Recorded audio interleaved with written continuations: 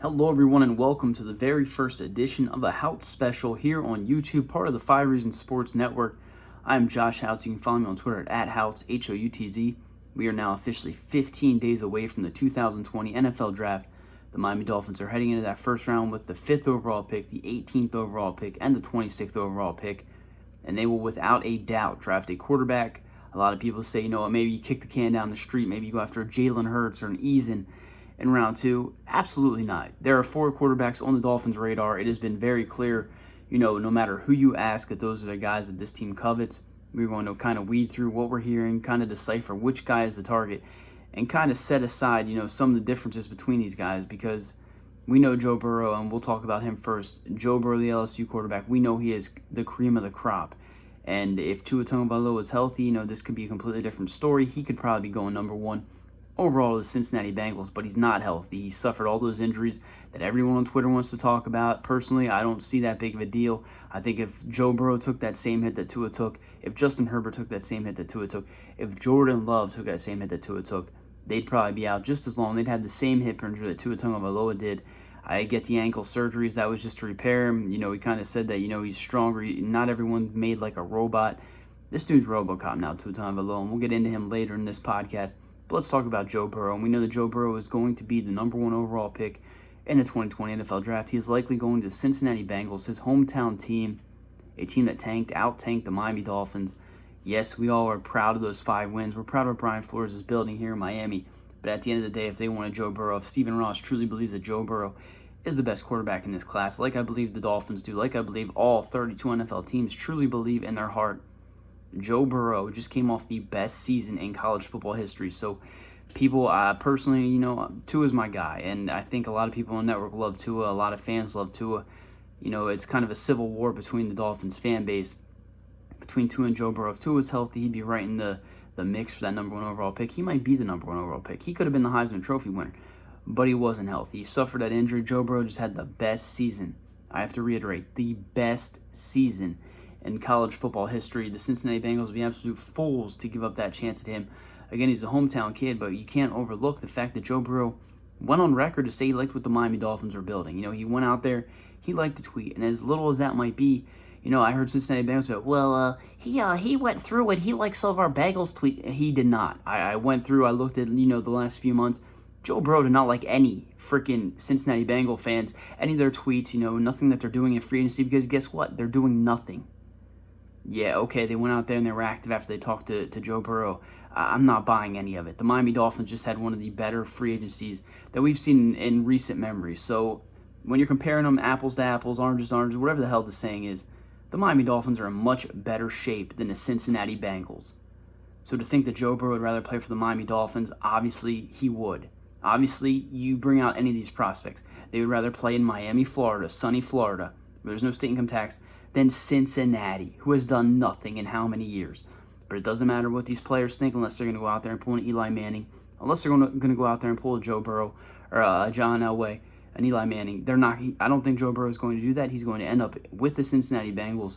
He will be the number 1 overall pick, and then from there, the Miami Dolphins have to decide, are they going to trade for Tua Tagovailoa? Are they going to sit pat and take a Justin Herbert or a Jordan Love? And that's where we're going to shift our focus. I will talk about Tua Tagovailoa at the end of this vlog, video, podcast, whatever the hell you want to call it.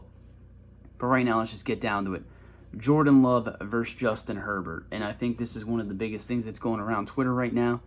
If you ask me, Jordan Love has the higher ceiling. And I'm just going to say that. I've been a big component of Justin Herbert. I stayed up many nights watching Pac-12 games, threading those games. Justin Herbert hasn't really progressed in 3 years. I don't know if that's a knock against him. You'd kind of hope he takes that next step. I don't think the offense was particularly nice to what he did, put him in the best situation to succeed. But whatever it was, Justin Herbert hasn't moved the needle in 3 years.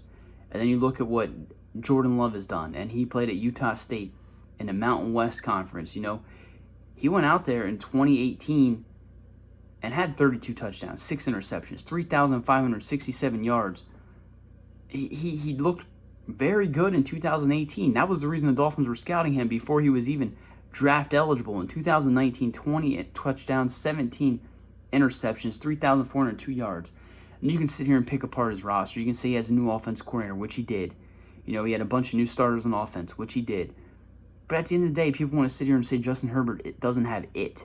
They say it. And to me, it means that you can elevate your teammates and do things when your back's against the wall to pick your team up and give your team a chance. We saw Dan Marino had it, I mentioned Joe Burrow, Tua Tagovailoa, and Jalen Hurts has it. Does Jalen Hurts, is he going to be this great passer in the NFL? Absolutely not. But is he going to be a Dak Prescott, a guy that he goes out there? And as much as I hate to use this name, Tim Tebow, did Tim Tebow not have it when he was at Florida? Absolutely. The guy was essentially a running back playing quarterback. But you know what? Whenever he had the football in his hands, you knew that good things could come and that he could elevate everyone around him. So do I think that Jordan Love has it? No. Do I think Justin Herbert has it? I don't think so. And I think that's kind of where this whole argument is being overlooked, because everyone wants to sit there and say Justin Herbert's an introvert. Everyone wants to sit there and say Justin Herbert, he's not rah-rah in the huddle. He went down to the Senior Bowl, and he did more than what Jordan Love did. They were both in a similar situation, surrounded by all-stars. Justin Herbert had the better week. They then went to the Combine. Who had the better week? Justin Herbert did. So, to me, there is a huge gap between Tua, Joe Burrow, and this rest of this class. But when you're getting down to it and you're looking at Justin Herbert versus Jordan Love, right now, Justin Herbert's the better quarterback, They both have strong arms. They both are raw talents. And that's crazy to say because Justin Herbert played 4 years in college, He went back. If he didn't go back last season or this previous season, he was going to be up there with Kyler Murray as one of the top draft picks. Dwayne Haskins would not have went to Washington. The Dolphins may have took Justin Herbert last season. If Justin Herbert came out last year, the entire thing would be different. I think the biggest fault with Justin Herbert is not only the introvert articles that came out, but it's the fact that someone compared him to Ryan Tannehill. And I've said since day one, I believe this is Josh Allen with better accuracy. And I think about it and you go back to when Josh Allen came out, who was he compared to? Ryan Tannehill. So it's kind of hard. I'd be dishonest if I sat here and said, Justin Herbert doesn't have similar qualities to Ryan Tannehill. When Ryan Tannehill came out of college, he was nowhere near the quarterback that Justin Herbert is. In fact, he was a wide receiver that just converted to quarterback. The Dolphins wasted 8 seasons on him. Again, I do not think Justin Herbert should be the pick there at 5. I don't think Jordan Love should be the pick there at 5, because if the Dolphins truly have to decide on those two guys or Tua Tagovailoa and whether or not they need to trade up, they need to do whatever the hell it takes to move up and get Tua Tagovailoa. So we talked about Justin Herbert. We talked about Jordan Love. Those guys are good. I think they're both going to be very good quarterbacks. I think they both have the potential to be top 10 quarterbacks in the NFL. Jordan Love, in my opinion, has the highest ceiling of any quarterback in this class, not named Tua Tagovailoa. The problem is his floor is a lot worse than a Justin Herbert right now. You could bring Justin Herbert in there. You could bring him in and pair him with Ryan Fitzpatrick and have the smartest quarterback room in the NFL. How that translates to game day, I can't seriously sit here and tell you. What I will say is, a few months ago, I believe it was the Herald or the Sentinel, one of those beat writers came out and said they talked to Jay Fiedler, and Fiedler said that Justin Herbert wasn't athletic enough for Chan Gailey's offense. What? Jay Fiedler said Justin Herbert wasn't athletic enough for Chan Gailey's offense? An offense that the best quarterback that's come out of it is Ryan Fitzpatrick. Sure, he led the Dolphins in rushing last season. Justin Herbert is light years better than Ryan Fitzpatrick as far as mobility, as far as getting outside the pocket and making plays. He's far better than Jay Fiedler ever was. So that's ridiculous. And then you look at Jordan Love, and this guy continues to be compared to Patrick Mahomes. And I think that's completely ridiculous that anybody would ever be compared to Patrick Mahomes because at the end of the day, as painful as this is to say, Patrick Mahomes currently has a Super Bowl ring. Guess what? When all is said and done, as much as we sit here and we love Dan Marino, as we sit here and worship the ground he walks on, I live in Pennsylvania, I worship the ground Dan Marino walks on. When all is said and done, Patrick Mahomes will be the best quarterback in NFL history. Period. He's the best pure passer. What he can do with his feet is just second to none. I don't care what you think of me after I say this. Dan Marino's the GOAT. He will go down as the GOAT. But when all is said and done, Patrick Mahomes is going to have the better career because guess what? He has a ring right now, and he's going to have many more where that came from. Jordan Love is not Patrick Mahomes. Period. He shows some tendencies that might make you think, okay, this guy has a Patrick Mahomes, essence to him. He's not Patrick Mahomes. I forget which analyst it was, which expert it was that came out and said, Jordan Love reminds me of Colin Kaepernick. Take Colin Kaepernick and take Patrick Mahomes and they have intercourse. Guess what happens? Jordan Love comes out, but he's still raw. He still needs to develop. You take Carson Wentz, you take Josh Allen. They have a love child. Guess who comes out? Justin Herbert. But again, he's still raw. To me, those guys are great, and I do think the Dolphins, if they have to sit there at 5, maybe they take best player available. Maybe they go on Isaiah Simmons. They take a tackle, a Becton, a Wirfs, whatever it is at 5. They trade back up and get Jordan Love, Justin Herbert, whichever quarterback falls. I'm more than happy with that. But what I would not be happy with is if the Dolphins sat there at 5 and passed on Tua Tagovailoa for any other quarterback in this class. Because again, if Tua Tagovailoa was healthy, he would be the number 1 quarterback in my opinion. What he does, they call him the left-handed Drew Brees. I think it was Ian Wharton came out and said, his best case scenario, this is Drew Brees. Worst case scenario is Dak Prescott. I'd be pretty damn happy with Dak Prescott. You can sit here and talk about the injury histories, the injury concerns. I'll take Tua at 5, but I won't trade. You won't trade up for him. You won't trade up 2 freaking spots. You like him enough to take him at 5, but you won't move up 2 spots. That's ridiculous. The Dolphins have 3 first-round picks. If there's any team in the NFL that could give up one of those picks to move up and take Tua Tagovailoa, it's the Miami Dolphins. Took 3 second-round picks for the Jets to trade up for Sam Darnold. Tua Tagovailoa right now, if he's healthy, will have a much better career than Sam Darnold. If Tua Tagovailoa is healthy, he will be a top 10 quarterback without question.